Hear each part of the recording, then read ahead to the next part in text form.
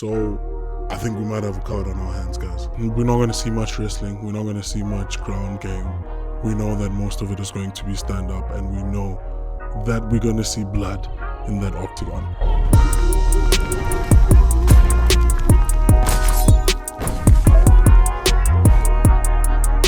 We've got UFC 327 happening in a couple of hours.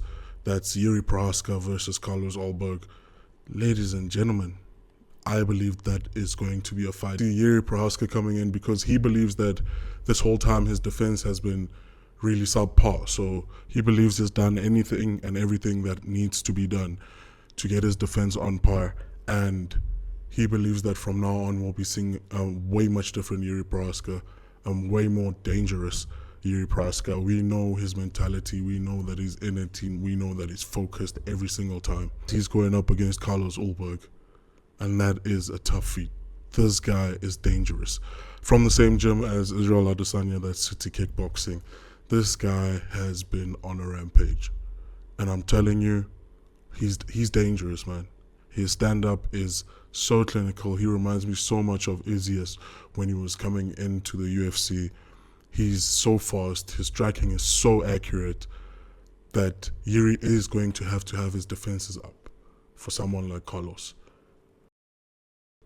But let's look at the fight card. The whole card, I mean, even the early prelims have someone like Kelvin Gastelum on them versus Vincente Luque.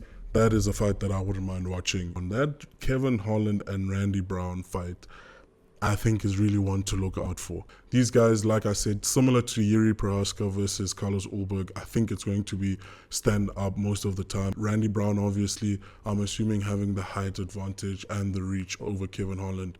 But you know Kevin Holland, he doesn't back down. He just keeps on coming. And we know that Randy Brown often gets caught unawares. And, you know, I mean, all it takes is one shot with these guys. So a very interesting fight that I'd love to see. Yeah, 7 first-round finishes. Can you imagine that, bro? 9 wins by knockout, 7 first-round finishes. Cub Swanson, always a favorite. Love watching him fight. But a fight that comes just after that is Dominic Reyes versus Johnny Walker. I think this is going to be a very interesting fight. It'll be interesting to see who will be keeping the center of the octagon and pushing the other one back. Because if Dominic Reyes manages to do that on Johnny Walker, I think he might come out victorious with that one. But if Dominic Reyes allows Johnny Walker to feel comfortable in that octagon and try a few things and go in and out and give him a bit too much time to think, I think that Johnny Walker might get him with something that might put him down.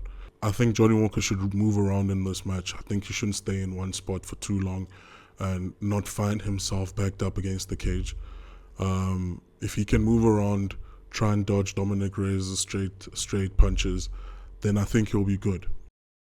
This Josh Oakett guy, man, he's a character. I'm telling you, man, proper character. I really hope he can back it up, because if you have so many split personalities and you're causing so much attention to yourself, you need to come out with the win. Otherwise, I mean, what are you doing, right? But the guy is coming in, he hasn't been beaten yet, so he's a very cool guy to look out for. Maybe one of the guys that we can see a bit more wrestling from, because he's got a wrestling background, but so does Curtis Blades. Next up, we've got Paulo Costa versus Azamat Murzakanov. Now, a lot of guys that I've been talking to in the MMA space have been saying that they're a bit worried for Paulo Costa on this one. I can see why, because Azamat has a tendency of putting guys down on the canvas flat. But at the same time, I don't see Paulo Costa having a problem with this type of a fight. In the later rounds, which is I think it's going to get to, Paulo Costa will still have enough in the tank to still be a threat. I think if he focuses on his kicks, the head kicks, the roundhouse, the body, you know, the teep and all of that, I think that he might have a better chance at defeating Azamat. I think one reason why Paulo Costa also took this fight is because he realized that he has the height advantage over Murzakanov. But bearing in mind as well that Costa had to really cut weight just to make it in this fight, and he seems to be one of the most comfortable fighters when it comes to being able to switch between divisions. But in this particular instance, he had to really cut a lot. So it will be interesting to see how that affects his fight going forward. No matter what, I think we're in for a banger, and I think this is going to be one of those fights that we're going to look back on after a couple of years and say, what a fight. Yuri Prochazka, 32-5-1. Carlos Ulberg, 14-1. So, experience being on the side of Yuri Prochazka, but the way that Carlos Ulberg has been tearing down this division is something to really be in awe of, because wow, man. Proper main event stuff, proper fight card. I couldn't be more happier. I personally cannot wait. So guys, let me know who you think is going to win, and I'll just do a quick run through of my fight picks for the night. Besides that, hope you guys have a good one. I'll see you guys later on. Let me know who you guys think is going to win. Let me know if this is a better fight card than the White House.